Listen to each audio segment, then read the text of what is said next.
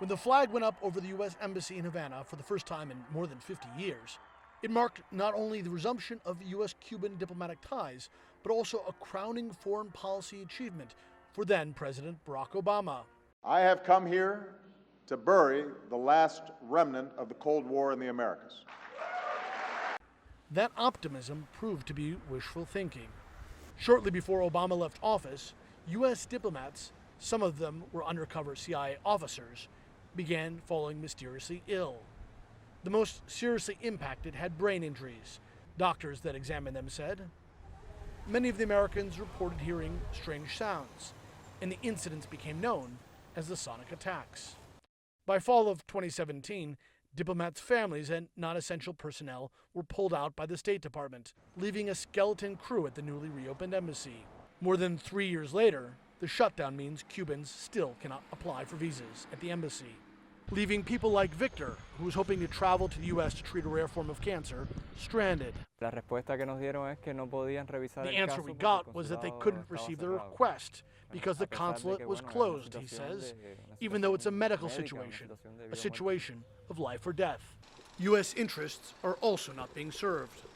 Major changes are underway in Cuba. There have been unprecedented protests by artists against censorship. The Cuban government is easing restrictions on private entrepreneurs, and Raul Castro is expected to step down in April as head of the island's Communist Party. But right now, there is almost no U.S. diplomatic presence on this island. The Biden administration announced it was reviewing the decision to reduce embassy staffing, but what caused the diplomats' illness may never be known. A study released by the National Academy of Sciences in December pointed to the possibility of concentrated microwave energy as a possible culprit, something Cuba's investigators quickly dismissed. There is no physical possibility of a microwave weapon penetrating hotel rooms, houses, and causing brain damage without burning the skin and without harming other tissues. A declassified review from 2018, obtained by the National Security Archive, indicated that U.S. government officials botched the initial investigation into the attacks. Even a year and a half after all of this began, U.S. investigators did not have the vaguest idea of what happened, if anything, in Cuba. And the report makes that pretty crystal clear.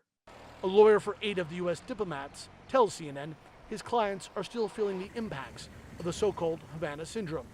Even if the Biden administration decides to send other officials to replace them, the mystery of how U.S. diplomats fell ill in Cuba may never be solved.